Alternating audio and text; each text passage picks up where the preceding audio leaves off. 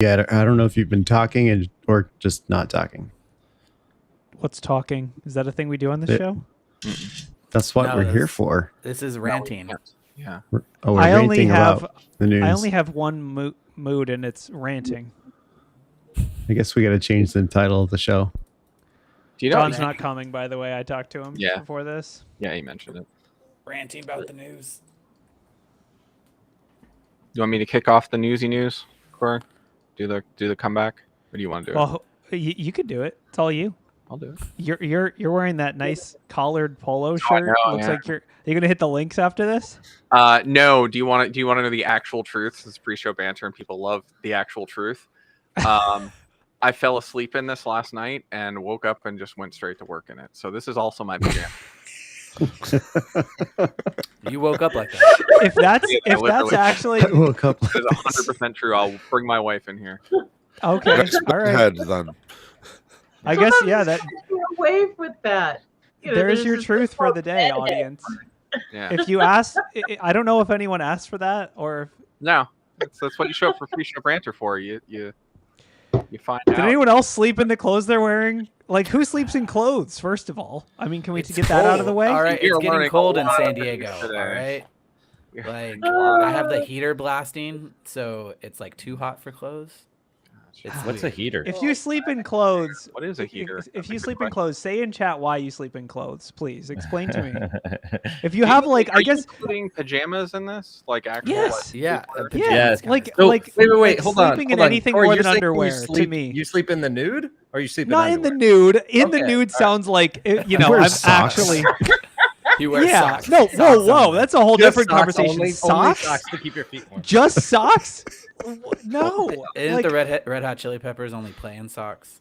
well, yeah, Yeah, but that's very not. different. We're not gonna. We're not. We that's- are definitely not. rock stars. This is gonna get demonetized. Yeah. No. Basically, I guess everyone in chat put your sleep preferences: pajamas, naked, or underwear only. I feel like those are the main options, but apparently just socks is an option. I mean, Just a I think you might t-shirt. find out there could be other options. Alex that you has got it would- right here. Kids I falling think we're asleep about on to you. get bombarded with too much info. well, Ian started the show with too much info, so that's Yes. just that's You part always of it. start. I'm gonna on my shirt, you know. So San Diego has the highest power rates. Like it costs the most power in all of the United States. So I just double blanket up, wear a jacket to bed, and save as much money as I can. I mean, you don't need any climate control in San Diego, so It was like 40 degrees last night. No one's. The houses aren't built for that. There's no insulation in my house. 40 It's degrees like- is a perfect sleeping temperature. Optimal is like 60 No, degrees. I like it cold. No, I love the people coming in chat who basically got my back because they know you can tell like, yeah, I got kids. If my kids fall asleep and I'm in bed, I'm out. You're not moving. Yeah, this is what I. So okay, solution: just wear PJs all the time. So you talk to my wife. That's what my wife does. Okay. My wife is A basically always. tuxedo. It's the only thing I wear to bed. Tuxedo t-shirt. Oh, t-shirt. That Tuxedo makes more sense. I'll change Tuxedo stuff. T-shirt. Yeah. I'll Also, try like I feel like pajamas. What are pajamas? Just like a category of clothing? Like what defines a pajama? Anyway. Corey, let's- okay, let- first off, are you just discovering pajamas? No, yeah, but people say you this just word found- pajamas. What I feel like it's one of those words. It means different things to different people. What is it? Because when I think pajamas, I'm thinking like striped, long shirt, like What's like this? old school pajamas, like Grandpa a full on Joe shirt. from, Yeah, like Grandpa Joe's like, oh, there's a bear out in the backyard. Let me put on my Johns and the go hat, see. Right. So like, I don't know. Or is pajamas just like an old T-shirt or something? Like I don't know. Pajamas gonna is have a word to- you must define for yourself, Corey. That's right. Oh That's God. true. I Clearly choose you not to have a define long it. way to go. Inner journey. I choose not to define pajamas. It's whatever. Pajamas are what you make of it. That's true. And That's on the right this attitude. edition of Let's Talk About Pajamas. Pajamas. All right. Talking I got about one last, I got pajamas. one last reason why you should wear One last- pajamas in California, right? Have you ever experienced a large earthquake and ran outside and nothing but your underwear? Every neighbors to see? Yes. It's we happened to are several over people here. that I've seen and myself. So Yeah, no. that is I why mean, that's wear a risk I'm pajamas. willing to take. That's like playing the lottery. I mean, you know, sometimes you get lucky. Or Sometimes you gotta do it. Also, you got to know who lives in your building. I mean, like if you live with like your boss, then yeah, you better. Like, you know. See, Alex Yeah. brings up what I was about to say. We're gonna have to talk to Deb and Caitlin Yeah. about we need some BHIS pajama pants. BHIS But pajama. according to some people's definition, you just have an old BHIS T-shirt that has a little hole in it, and that's your pajamas. You know, like you can't Well, wear it I in public mean- anymore, but now it's your pajamas. Okay, Wizpo has to be from Florida. PJs So are for PJs Walmart. are for Walmart trips. Yeah. Welcome to Florida.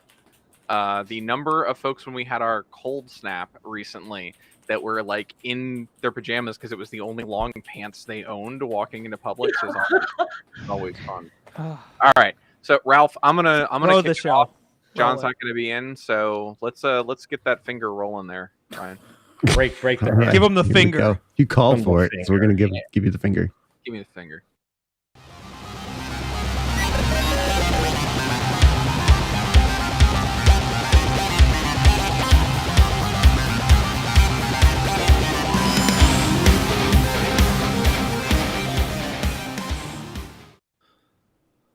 Hello, everyone. This is Talking About News from Black Hills Information Security. I am Ian Meyer, and it is January 30th, and we're going to be talking to you about all the news that's not fit to rant about.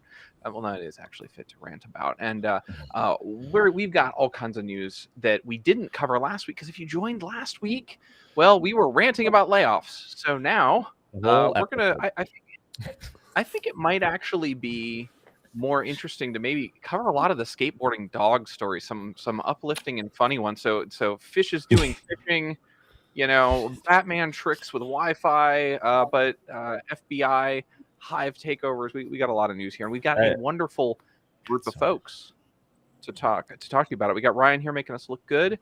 We got Bronwyn, we got Cameron, we got Wade, we got Shecky, we got myself, we got not John. Oh, now you're 11111. Thanks. Okay, so yeah, it's right there. Yeah, he's home. And Mr.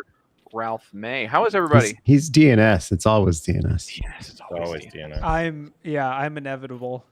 I'm inevitable. You need me. You want me. You want me on that name server? You need me. I knew somebody was gonna get it.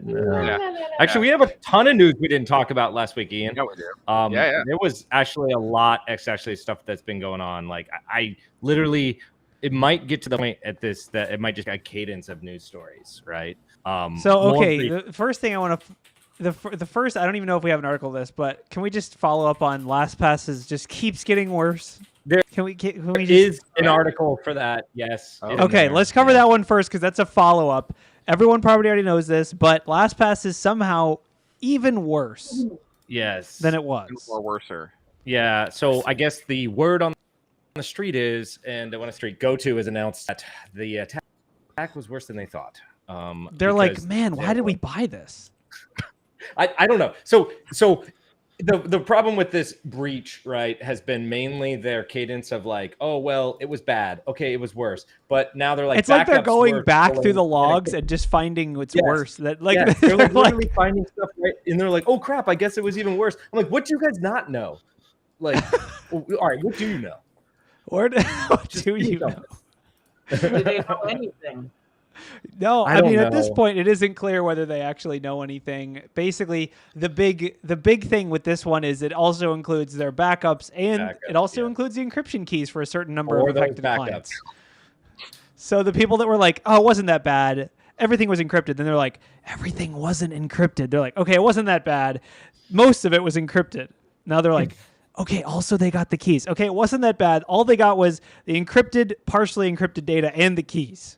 So I don't really. Can it get any worse? I mean, what at this point? Like, unless they just have, like, declare bankruptcy or something. Like, well, how does it get worse? I'll be right back. I just got a notification. Someone logged in my LastPass. Yeah, of course they did. No, I mean this is hard. I mean, one, like this makes our life harder. You know what I mean? Like we've been saying for years and years and years as professionals, go get LastPass, go get 1Password, go get whatever, because it's going to do better. And now there's this happening, and people are going to go, I'm just going to I'm going to use my dog and the. Don't save your credentials in the browser. I'm going to do a blog post about this, but if you getting a full notebook that you put on your desk, it can be worse. If you save your credentials in the browser, it's much worse than using LastPass, even if your LastPass got breached. Jesus. I do think one interesting manager debate that's come up is the like how like the threat model here. So if your encrypted password vault gets stolen, which in this case, what would happen? Like, how easy would it be to get into that thing, right? Like you know, how good was that master password you were using, right? And what are the other security precautions you could take, or is there any, right? Well, here's the thing with this one. You don't need to get into it if you have the encrypted data and the key. You just decrypt it. Right. You don't have to log in. You just decrypt the data and then you have all their passwords. Yeah. So MFA, MFA, all the things. It's your only chance. yeah. It's a whole thing. And then one pass came out and they were like, "We're better." I'm like, "All right." And then we're better. Yes, just literally we're better. But they do one thing that does make this model better. All right, and you know, this is kind of like from a security standpoint. They have a recovery key that is independent of your password. You need both of those to decrypt that vault. That recovery key is not something that I get to make up. It's like a random 32 character value, right? And so what that would mean is that if attacker were to steal your 1Pass vault, they would need to get that recovery key and the password, right? And the recovery key is not something that 1Password knows. They just generate it and then they, hey, write this down, because if you lose it, you'll never be able to get in your vault again, right? So that's something. Yeah, I'm sure that wasn't breached, was it? They'll be announcing that one in what, another month? What? Which one? That their recovery keys were also breached? No. I'm saying 1Password breached. does that. Last password doesn't. Oh, you're saying like the inherent two-factor versus the no two-factor? Well, it's like it's like 1.5 factor. We're gonna call it 1.5 factor, okay? Because it's still Let's something you know. Make it as confusing as you can. Can we call it 1.25 Yes, factor? 1.2. Because it's something you know. Oh, wait, it's something you know, but not something that you can make really easy. It's two things you know. Okay, hold on. We got to worry about GDPR though. What about the metric authentication factors? Like, Oh yeah, good point. Oh yeah. Yeah, put our I think hand on that. I think Yeah, 1.25 factors translates to 2.2 metric factors. I'm not really sure. I've never really Anyways, so I think the sum of this is, don't be surprised if for some reason it gets worse next week. It just keeps getting worse. Okay, I don't know. They got everything.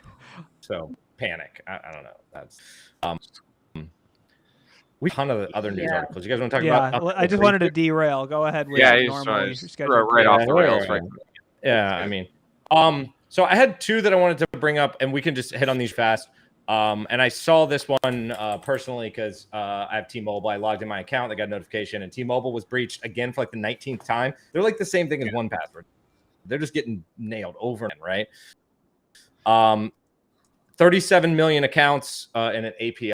Now, T-Mobile says there was no like credit cards or other information. They said no passwords, but let's wait till next week. Maybe it's worse. We'll see. It seems like they're kind of slow rolling now.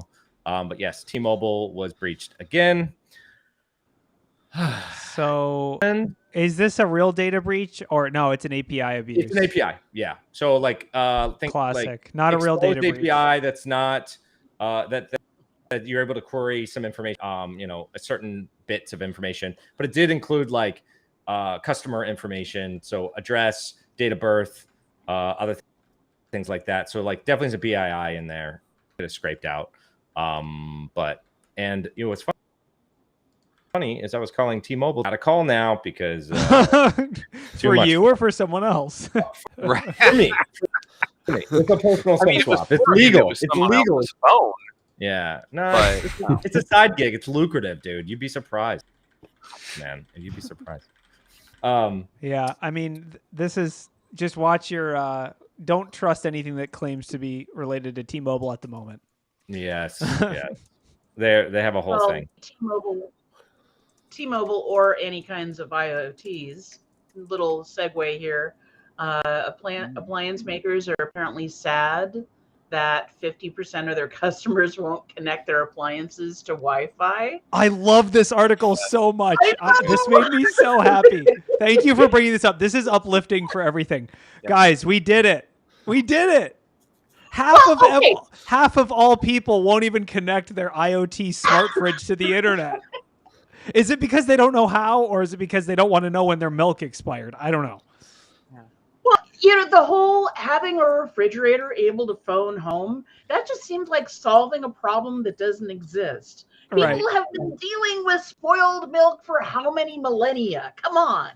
I don't need to have my refrigerator call me when it is feeling sad and blue and like its shelves are empty.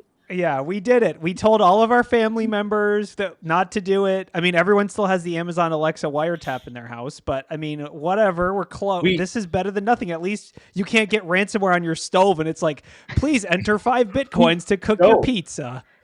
We all know why no one is putting their IoT to can't remember the password, right? So that's the first problem. Right. We told them to use. They're like, "What's my Wi-Fi password?" I don't know. When the guy set it up, he shared it with my iPhone, and then I shared it with your iPhone, and then you shared it with your like it just. But then you like reset a your cycle iPhone, of and now we don't have the share anymore. You've got to be kidding me. Things up on the wall. No, all the iPhones, they just ran off in the together. Am I supposed to open the refrigerator and look inside it like a savage? Well, see, we have this thing now called Windows. Not like Microsoft Windows, but like having a window in your fridge. Anyway. Or you could put Windows on your fridge, which is what this article is about. Yeah, I think this is amazing. I mean, I definitely think, like, let's keep this up. Let's get it up to 65, 70%. Perfect. What are the potential for, like, a denial of service attack on your fridge? Like, could someone lock you out of your refrigerator? Yes. Because that sounds 100%. terrifying. 100%, or more likely, it's just a point of presence to scan your entire network or whatever, that kind of thing. But well, they're going to use it to go ahead. Dependent on. Yeah. They're going to use it just to go ahead and keep ordering eggs for you. Constant stream of ordering eggs and bankruptcy. Oh, they're already using my Alexa for that. I get eggs every week. I don't know where they're coming from. Please stop. Whoever you are with my Amazon API key, please just give me something else. Tea, like anything that I actually like. I don't eat this many eggs. I don't even think you like eggs, right? You don't like eggs. I mean, I do now. Well, I used to before I started getting so many. Yeah, I mean, I think more than anything, this is like, I really hope that the vendors don't interpret this as like, oh, now we have to make it so you can't even use it without connecting it to Wi-Fi. Oh, there's some that do that already. Like you have to set it up over Wi-Fi to the point where like Samsung had a dishwasher update that to get the update, and I think it was something, and I might be misspeaking, so please go research this on your own. But it was like the washer or dryer could catch fire or something, and you needed this update. And people said, well, I haven't connected this to my Wi-Fi. They will ship you this proprietary dongle, which I am certain is just a plastic proprietary USB key wired into wired into USB. But it's got like the Samsung case and whatnot. But they're like, yeah, to update it, you have to do this. It's like, is this where we're at? Like Shane's comment is so funny. A new diet app to lock you out of your fridge. It's like you can't get in the freezer. There's only bad food in the freezer. You're gonna. Brought to you by Jenny Craig. That is amazing. You'll kill yourself. Oh no. Yeah, I mean, if you can't preheat your oven in advance, you probably shouldn't be baking in the first place. Like if you can't be bothered to go do that.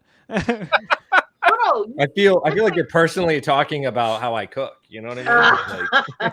You're like, oh, if I have to stand up and walk downstairs to press 3 buttons or turn a dial, that's too much work. However, I will like spend 3 hours troubleshooting the software update functionality or whatever. I'm just waiting. Part of the reason I'm adamantly against this stuff is not even necessarily the security issues. It's the dystopian world of, well, you got a 50% discount on your refrigerator so long as you keep at least 4 bags of Tostino's Hot Pockets. Yes, exactly. It's a brand deal. It locks it down. It's like, well, you can't. Like, remember the Kindles, and they still sell them this way, but they had the special advertisements. And you could get the Kindle for cheaper, but your lock screen is an ad. Mm-hmm. That's all it's going to be. It's like, well, you didn't have enough Eggo waffles in your refrigerator, so until you purchase through this special barcode, your doors. It sounds like a scene from Idiocracy. Right? Yes. Yeah. Correct. Yeah. It is. I mean, but it makes me so happy that like we as a society have decided that we're not plugging these things into the internet. It makes me so happy. I honestly think that the baby boomers just don't know how to connect it to the internet, and that's really what happened. Like, I think what did the actual article say? Because the actual article said won't connect their stuff. But maybe it's too scared to connect it. Okay. Yeah, All right, that makes that's what that was the headline. Okay. So basically, they're like, manufacturers are quoted, customers don't know all the things they can do if they connect their device.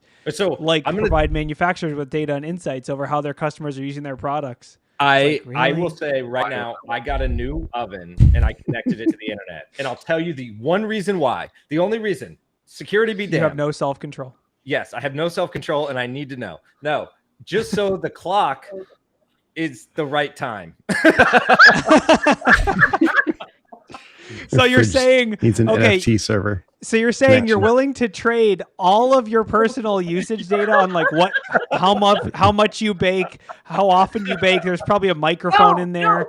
It's more. He wants to be able to not have to deal with daylight savings time anymore. Just so you can save yourself. Exactly. The problem is, so here's the thing, Ralph. I know you have a VLAN for your oven.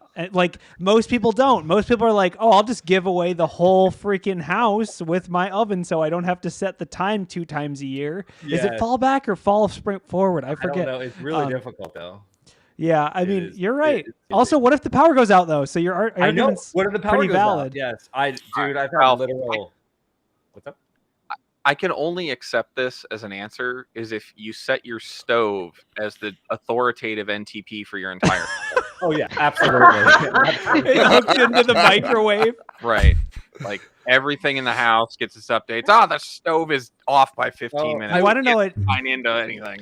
You want to know a workaround for this? Don't No. rely on your appliances to tell you what time it is. Don't we have like No, our bothers me. phones or It's like no, watches? Like you know how many clock devices I have in my house? That's what I'm saying. Eliminate one. Eliminate No, one I don't entirely. want to update any of them. That's the problem. I have too Don't many. do the clock. Just turn off the clock. Just tape over the screen. wish You you don't could. need the screen. Wish there was a button to turn off the clock. But I will tell you this though, it lets me know all the time that it needs to be cleaned. It's like, hey, dude, That's insanely annoying. I know. That's anyway. So the default guess state of a I'm- kitchen appliance is it needs to be cleaned. So I don't Still need time that. for call. Yes. That's a real I would like to point out one thing in this article and how it's written, how customers don't know all the things that a manufacturer can do, like send over-the-air updates as if they'd need that without what IoT in the first place. Right. Well, Also, they can't sell parts or subscription. What's a subscription service? So I have to pay for broiling or something? Like, what is going on? Like, anyway, yes. I'm scared. Yes. Is it Don't like say- pay don't- $15 a month to be able to microwave butter? Otherwise, we'll just explode it in your microwave. What I think is funny about this is that like the IoT, right? All these devices, right? Like your oven and your microwave and stuff, like they really have like limited use case besides like the clock that I just can't, set myself, right? There's other use cases for IoT devices like your car, right? That's getting over there updates that are like providing actual value, right? That, you're like, oh, wow, my car got better this month because now I can have jingles or something. I don't know, whatever. But they're adding features where some of these other devices don't technically really add features. And, I don't know. I think the biggest thing from a consumer perspective is everyone, like, there's definitely varying opinions on people's perception of whether a car should be like set it and forget it, ready to go, because there's recalls or safety. Like I think most people, you could sell them the argument of like, well, things need to change. Like, over time, things need to improve. But like, if you can't make a stove that works, like, I don't know if I want to buy your stove. Like, if you can't make a stove technology is not technology. Turn on the heat, turn off the heat, maintain a consistent temperature. Like, it shouldn't be like, oh, well, actually, there was a bug where if you turn the broiler to 550, it just explodes your house. Like, can you make a software that doesn't like? Can I get a don't new one? do that. Yeah. Can we go back to like old school like that? I don't know. Maybe there's like that. Yeah, maybe there's a movement there. I don't know. I like to jump into the dystopian hellscape that this is creating because that's always Yeah. fun. And brought to you by MBA's dystopian landscape since whenever they came about. I can guarantee you there's a bunch of folks sitting in the supply chain meetings going, well, wait a minute. If we built this stove and we had like 4 burners, but we had like a smaller 5th burner in there that you can only turn on if you pay for the extra feature, or it's a convection oven that has the fan, and we'll build one so it saves on all the production costs, but you license the thing, which is all BMW and all these other companies are doing with durable goods. They're saying things that we don't expect to see a revenue stream on for anywhere between 3 to 10 years. We need to figure out ways to make that a constant revenue stream, and it is horrifying and disgusting, and I hate it. But because okay, it doesn't add yes, any value. you're right. But random company out there listening to this that's gonna make like some kind of like analog like collapse proof oven, I want to buy it. Whatever it is, because if a proton hits my chip in my oven and I can't bake anything anymore, then I just want like let's go back to normal. Like let's go back to like mechanical. Like give me a wood stove or something. I'm gonna if you can make an oven with a clock with a battery, I'll buy it. With a battery. It's like, oh, no one's ever thought of that. Get this guy on the product engineering team right now. This is not a product recommendation necessarily, but I'm betting a lot of people out there will be as excited as I was about this. We started getting Speed Queen washer and dryer appliances, and they're the same ones that make like the coin operated type stuff, but they make higher end things, right? And they make home ones. Here's the thing. My dryer doesn't have any digital components. None. It's all analog and resistors. Like I took the whole thing apart when we bought it used, and it's just wires and nothing. And I'm like, I can understand all this, and I can repair it. So all their stuff is all completely mechanical, and you can't kill it. And I'm like, yeah, more of that. Give me that. Like,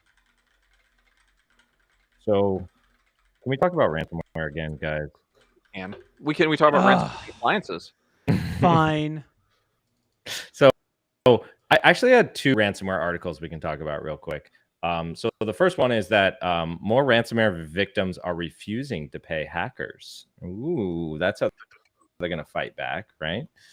Oh, I guess the ransomware gangs in 2022 made about 456 million.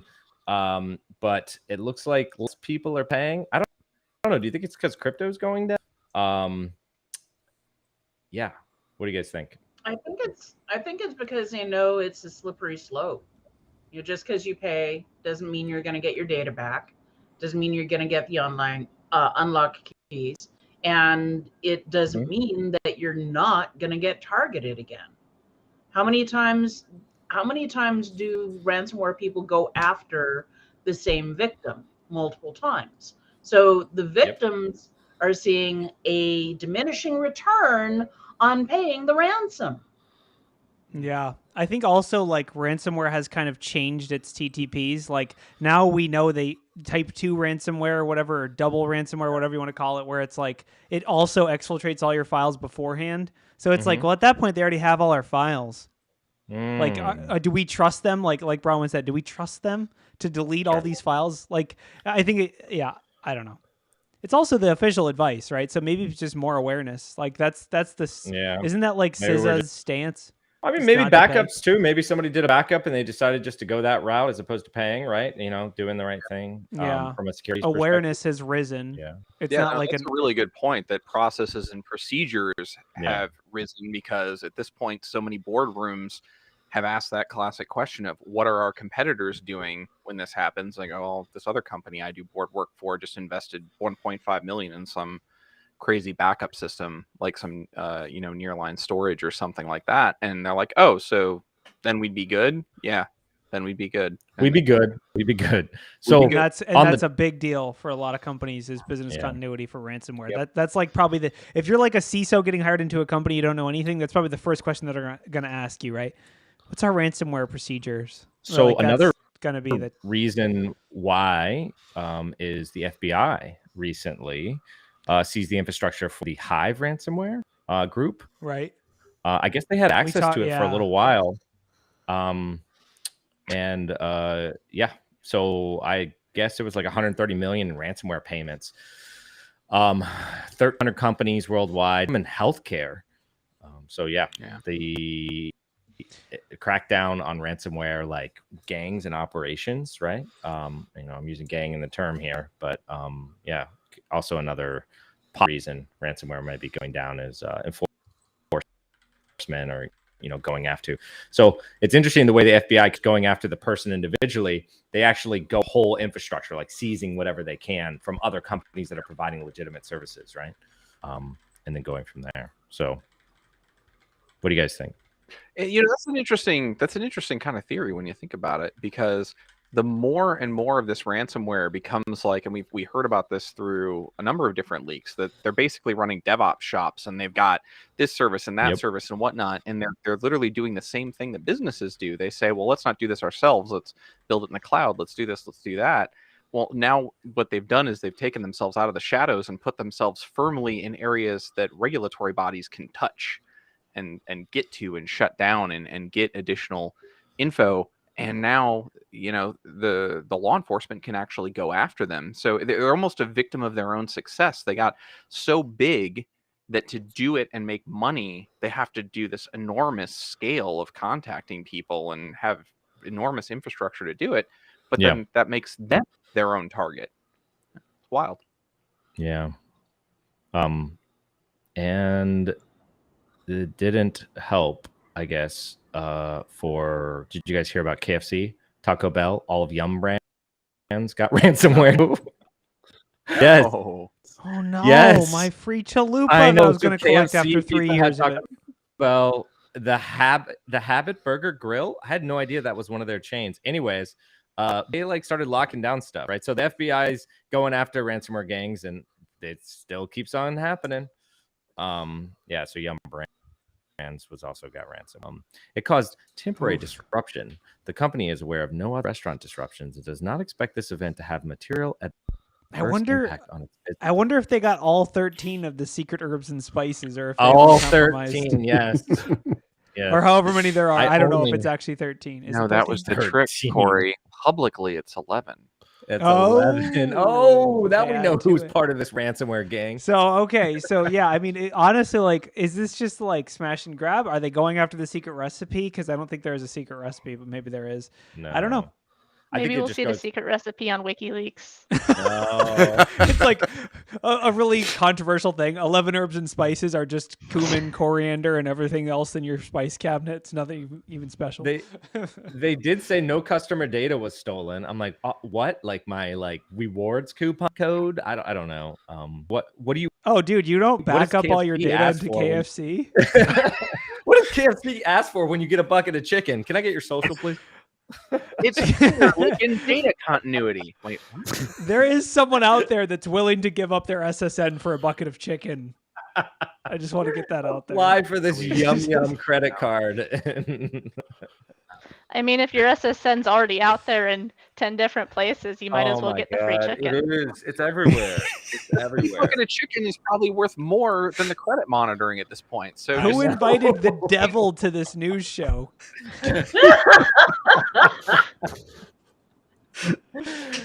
Oh my god! I've got credit monitoring and for my whole family. I'm gonna pay for generations. What you don't have is chicken monitoring. You don't have chicken You have it monitoring. for your dog. Dogs, cats, even fish, man. You can't trust them. They're getting credit cards on their own. I hope that this is where we need our nice segue. Real good at them. This is where because this is where we need our infosec onion, because I'd like to publish an article that says that the hackers went after KFC just to increase the spiciness of the chicken or something like that. That was the whole it was all they were going to edit the recipes to make it to get their personal item back to how they liked it 20 years ago or whatever. So what's up with this fish story? I love this story. It was a big fish. Oh, this is hilarious. Big so fish? I don't know this. Explain to me. The story. So there's this guy who literally set up an algorithm to go through with this camera, and as his goldfish moved, it would record the movements and translate them into I forget which Pokemon game it is from the story, but the whole point was to have a live stream video content that said how long does it take the goldfish randomly moving through the thing to hit the right buttons to complete this Pokemon game.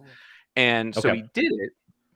The fish has done it once with one of these other Pokemon games.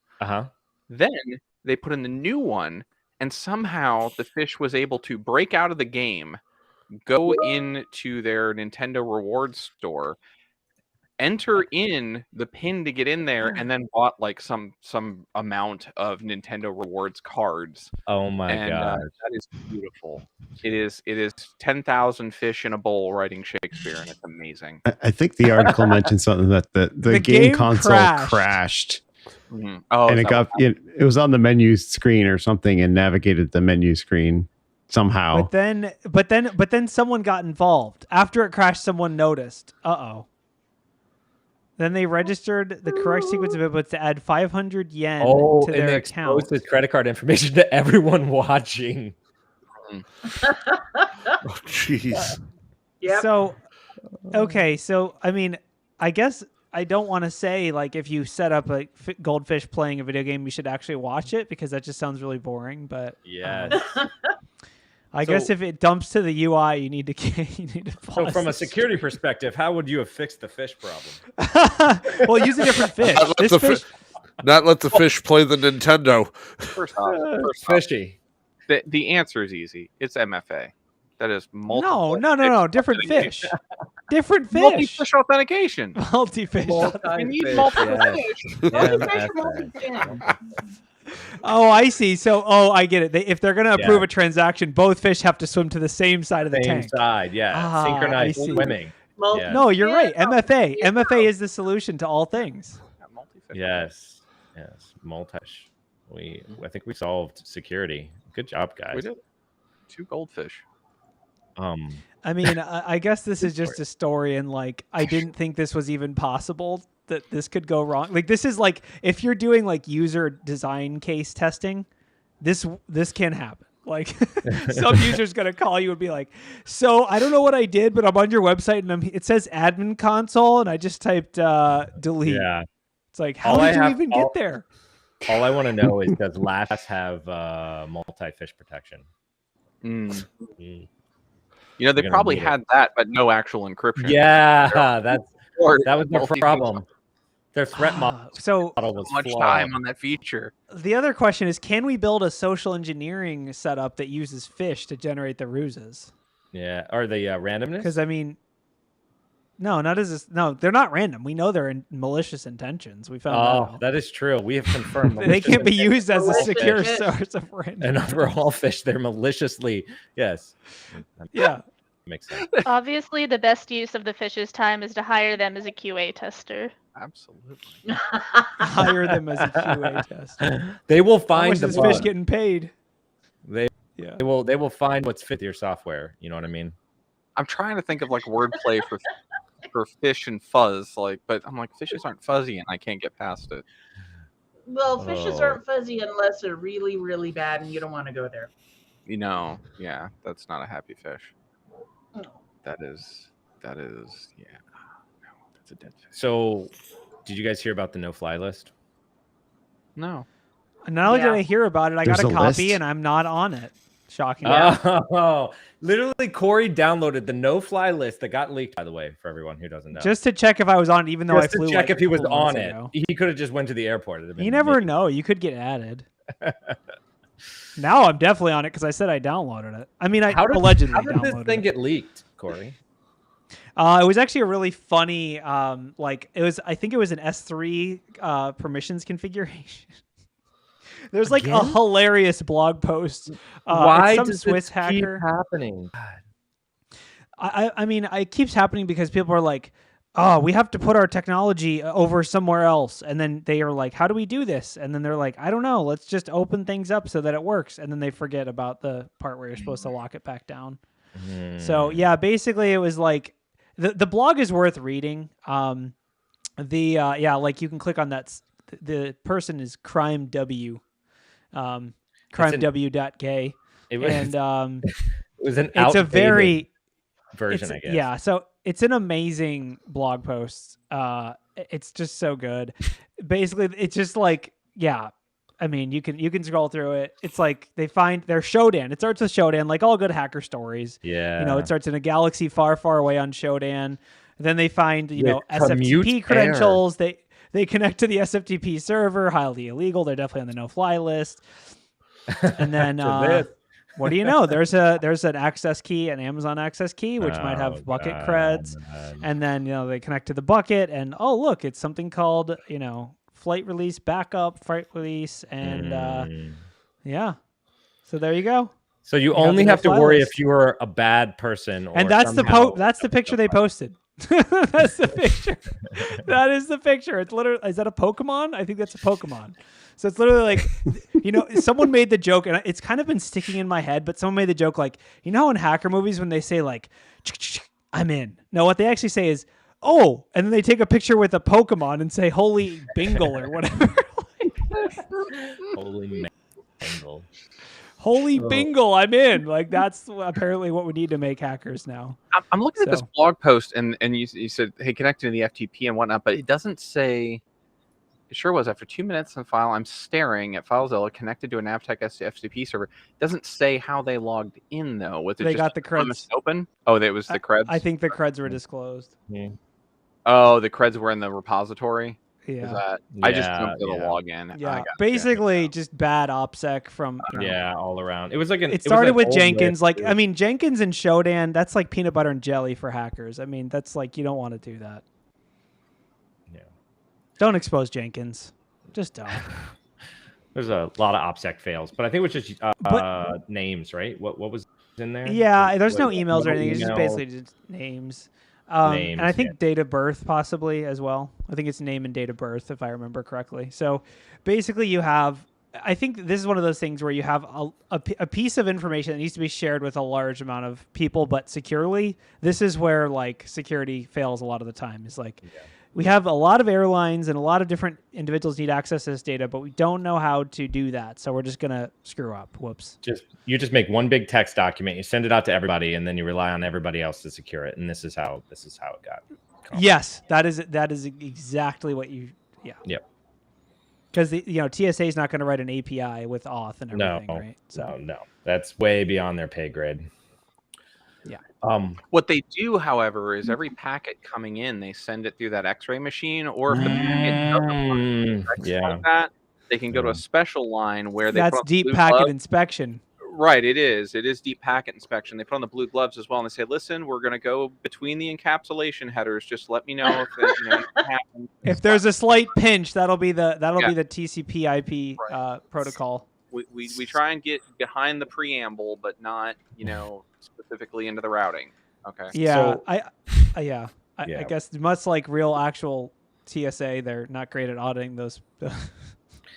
So I want to talk about this other article real quick. And this one kind of is like a category of articles. And I think we're going to see this even more. And we've kind of brought up other examples of this. And so we're probably going to continue to talk about it in some way or, some breach. But there were 30,000 PayPal users that had their social security numbers, tax information leaked during December during a cyber attack. Okay. Now, this makes like an article because they're saying cyber attack, bunch of information. This is social security numbers. This is a bunch of information. How did it happen? PayPal must have bad security practices, right? Well, you dig into the article just a little bit and you realize it's all credential stuffing. PayPal goes to look to find out what's going on, and they find out that they're logging in with the valid credentials, and the users have reused passwords from years ago, right? And we've seen this now with groups targeting rewards programs at like Chick-fil-A and other stuff like that, and then trying to monetize that. With the PayPal incident, what they were doing is specifically, because I actually had happened to my wife, right? She gets a notification, says someone logged into her account. I go look, she's reused a password. I log in to pretty much clean up the scenario, see what happened. And guess what? They've done nothing. There was money in the account and they hadn't even spent it yet, right? Because what they were doing is they were logging into these accounts, trying to siphon all that PII from that and then resell it. And so that they could have longer time, right? I think we're going to see a whole category of this, right? So, I mean, who would buy this? That's the real question. Like, who's like, oh, give me access. I'll pay $5 for that access, that Chick-fil-A account. I mean, some of those have money in it though, too, right? I guess, yeah. But I think the big thing to take back from this is that maybe you signed up for PayPal a long time ago. You've never used it. You just don't use it, right? But you still use that really old password that you've used for years, right? Finally, you started making passwords, but it's still there. So it's kind of like laying around. And I think there's probably two ways to attack. Personally, you can go look at closing these accounts out. It's kind of a cumbersome activity if you don't know. And second thing, I think that stuff like PayPal should be deactivating these accounts after a certain amount of inactivity, and that you would have to manually reactivate this process, because what's happening is that once they get access to these accounts, then they're just siphoning off whatever's in there, right? So I think it should fall into the category of anti-fraud, and I think every company that runs anything that has public authentication that should take up anti-fraud practices, protecting their users. Even if you're just running a loyalty program at Chick-fil-A, you need to have some kind of like way to protect your users. Whether, if the account doesn't get used, maybe it's locked, or maybe if, you do validation when the account gets set up to make sure that it isn't set up insecurely from the beginning, or if there's a security incident, like if the accounts are public, if breach data is public, you need to be protecting your users in some way. And I think that goes back to, like you said, people aren't going to do that. Like, people have 400, 500 accounts or more. You're not going to go and unless you're security focused. So I definitely think like the company has the right, and they're going to be the ones eating the cost, right? If my PayPal account gets hacked, and I guess they could definitely push that back on the user, and they probably will. But if it's kind of refund somebody for the PII they stole, and then somebody started getting credit cards and other things like that. Because it spiders out. I think it comes down to like, protect your users. I mean, that's our job as cybersecurity professionals, is protect people. That's our job. We protect data and people from bad people, and this is one of the duties of cybersecurity. So I think it definitely, if you're a company that does this, you need to be monitoring, and you need to be, do what a lot of companies do, which is like Google or other companies. They have really good alerting for suspicious activity. They have really good alerting for bad passwords and all that stuff. If there's security incidents, they'll notify you, all that stuff. It's just like, it's not rocket science, and it's worth the investment, because your entire user base you're talking about.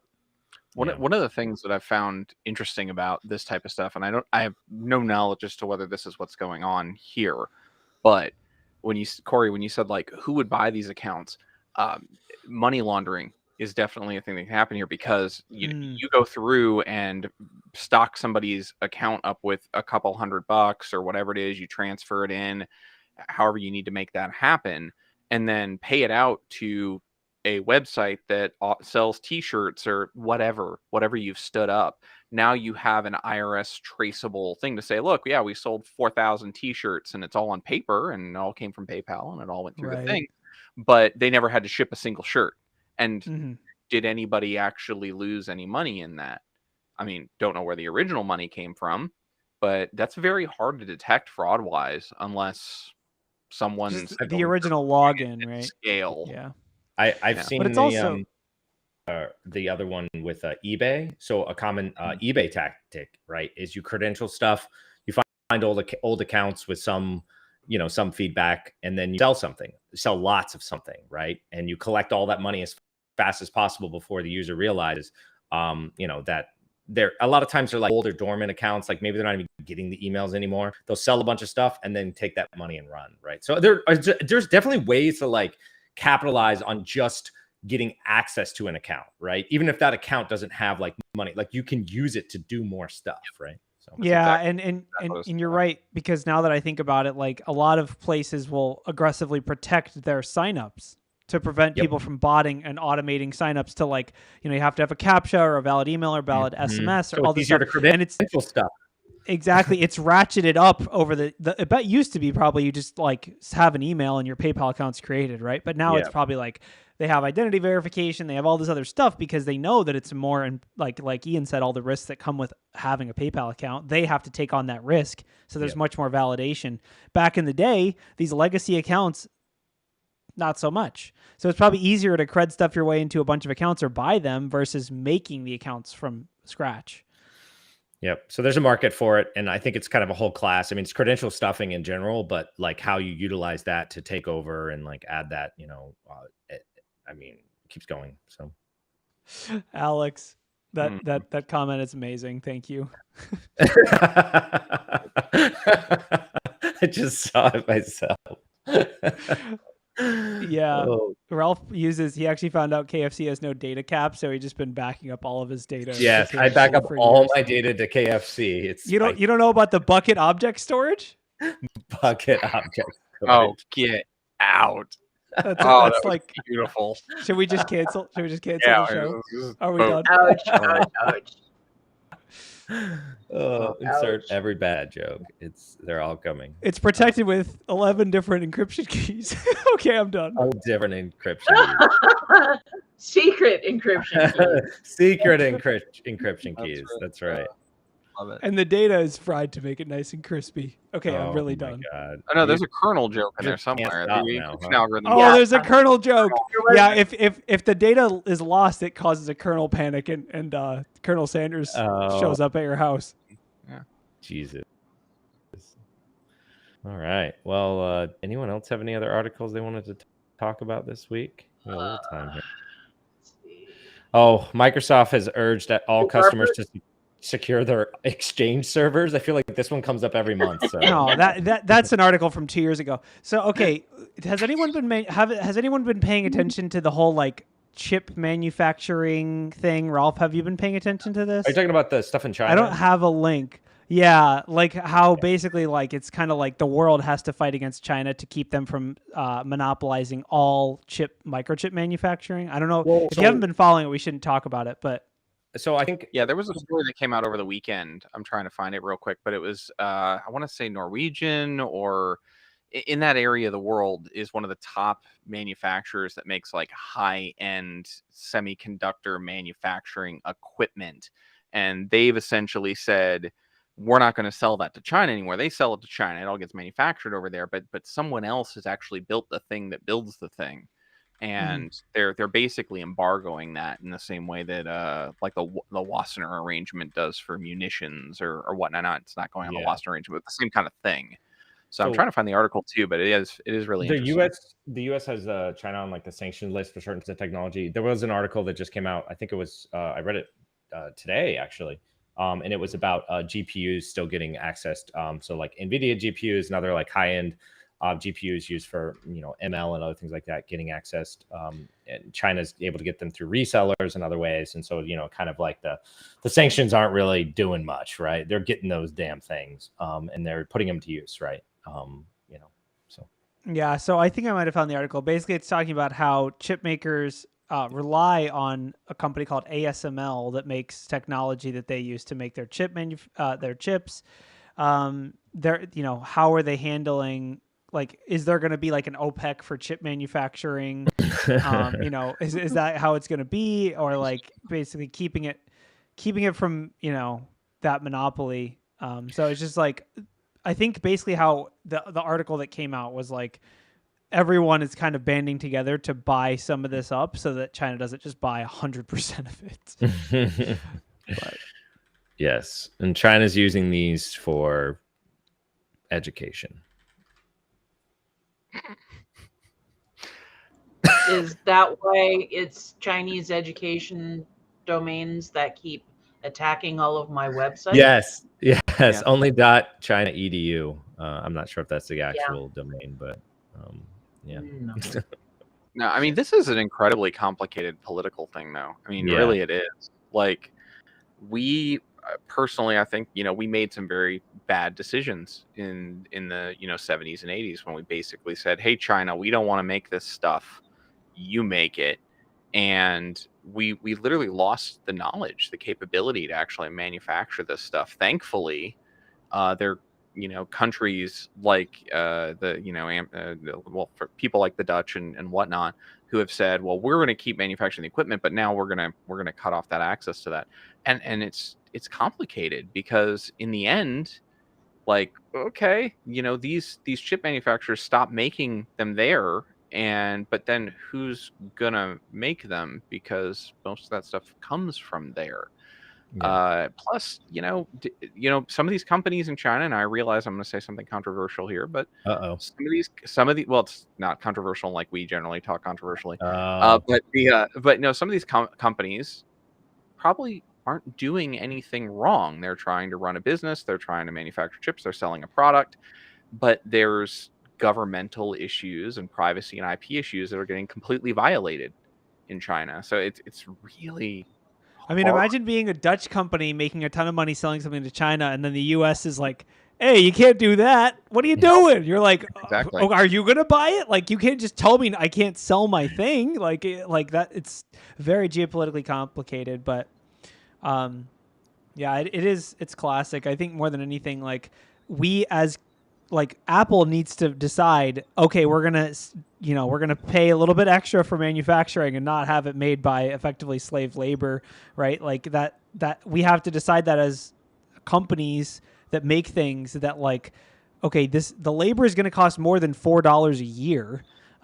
So that's going to drive up the cost of the product, which is going to cut into your margin. So that $100 trillion in cash is just going to, have to be used for something else other than profit or whatever. So, but yeah, I think it'll be interesting depending on, I know there's like big chip plants being built elsewhere outside of China, specifically because of mainly the COVID lockdowns. It has nothing to do with good faith or goodwill or anything. Apple will totally spin it as being good faith and goodwill. And we're toward moving out of China, but it's because of supply chain, because of the COVID lockdowns. It's not because of goodwill.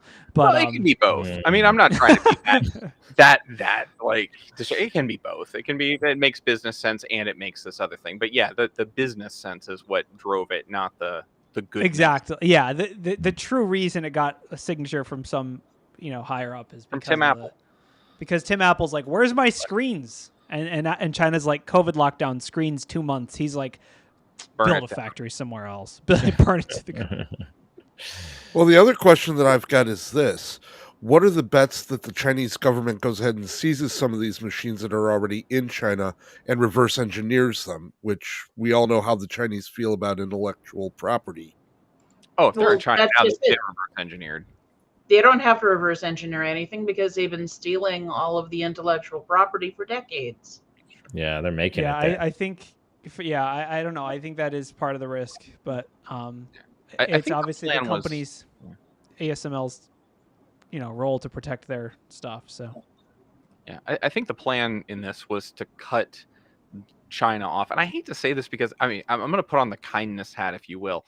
Like, we've got problems globally, but most people just wake up, they want to eat, they want to see their kids be healthy and whatnot, and we're talking like up here. So, but when we say China, it's not the people, it's the problem, that we're talking about. But with all that said, I think the idea here was to cut China off from new advanced technology and basically stick them where it's like, this is the gear you've got. And that worked fabulously in Cuba. They certainly don't have cars from the 50s still running and well maintained. But what other options do we have that aren't kinetic?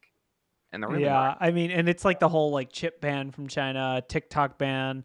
Like, I mean, I don't know. I think it's very interesting because we are in some regard biting the hand that feeds. Like, how many, what is our export ratio? Most of the stuff is stuff that we're getting from China. And it's a lot of interesting things start happening when you start trade wars. When you're like, China's bad. They're like, okay, no iPhones for you. Like, the American people are going to be like, we want iPhones. It's a fraught issue to start being like cutting off the hand that feeds a lot of everything, really a lot of, from like the smallest, BHIS merchandise that was stamped in China for like $2 or whatever, all the way up to like, the actual chips that are going in missiles or something. Like, I know they're banning that, but like, pretty crazy to it's a huge swath of goods that get cut off if you start messing with it. So it's got to be done with care. Yeah, no, I mean, you couldn't be more right. You can actually look at, forget chips, food, and forget food even grown in China. A long time ago, they figured out it was easier to get different animals or plants or whatever that need to be prepared, ship it by boat, have it at the labor that's actually like, cleaning it and skinning it and doing all the stuff to prepare raw food, freezing it and sending it back. So there's literally it's really stuff that's crazy caught and sent around and gone to China and packaged and back. And if they go, yeah, well, we're just going to cut that off. Oh. You're a farmer. Yeah, you're a farmer. You're like, where are these cows going? China. Why? So they can get cut up and sent back here. Like, it's like, what? That's really how the global supply chain works, though. One boat gets stuck in the Suez Canal and, who knows? The end. The end. That's right. On that dapper note, come and join us for the Anti-Siphon Smackdown in March. If you're joining from China, you'll need a VPN. That's right. Yes, And your double VPN. manufacturing. So yeah, no, we're right at the top. Are there any other stories? All attendees will receive a copy of the most Oh. advanced EUV manufacturing technology that we have to offer. I did want to mention this other article quick. Okay. This is a really short one though. So if you guys haven't used Thinkst has like the Thinkst Canary, but they also have these little Thinkst tokens. So these are Canary tokens that you can kind of put inside your network to do different stuff. Recently, they released one for credit cards. So what you can do is you can create a real credit card, and it'll let you know if it's ever been used. And so you can place it around and kind of get alerts, right? So kind of cool. I saw that came out last week. Yeah, that's actually really good. It's like a LUN check algorithm, or it's an actual credit card. So I think it's an actual. I'm not exactly sure of like the logistics of how it works, but I think it actually like makes a transaction and then lets you know that someone tried to try it. So I'm gonna have to look that up. Yeah. So the I for think Canary I know tokens. There's some other ones. This is kind of fun, especially if you've got a big environment to put some Canary tokens around, like AWS tokens or other really good ones to put in there. Other stuff like that would just be like high hit items.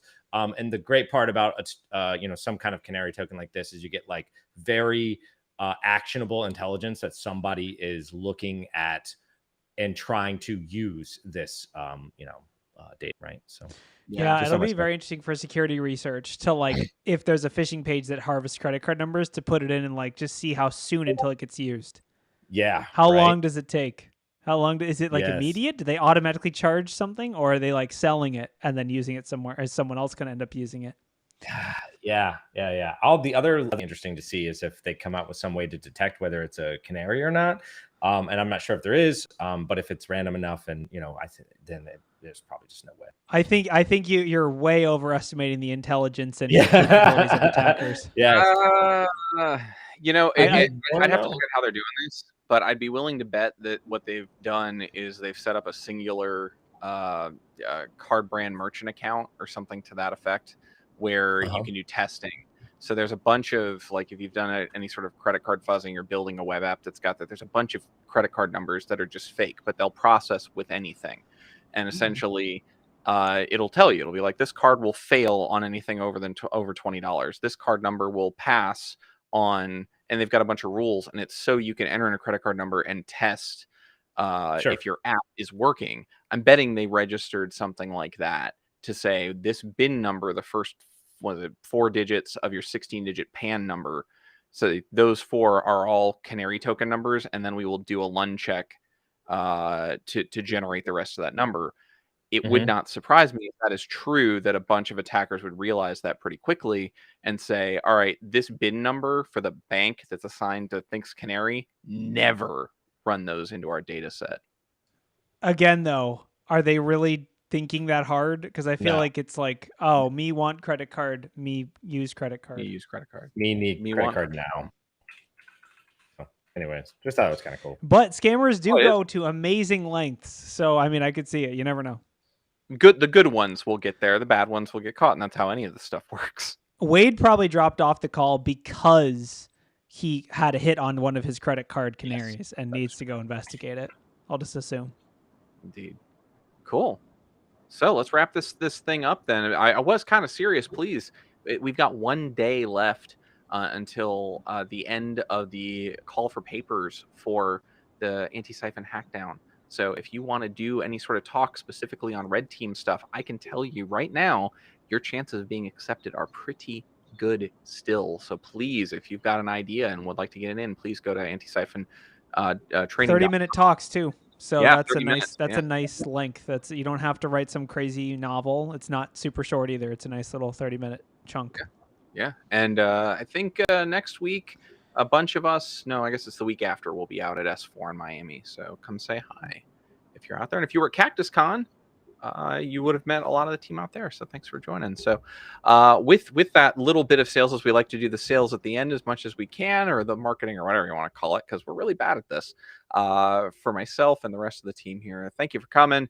Thank you for checking out the news. Let us know what you thought in the comments on YouTube or either on our Discord. Join our Discord at discord.gg/BHIS. And thanks for your time. We'll talk to you next Monday. Thank you, everybody. Bye, guys. Right. Burn it down. Burn it down. Burn it down.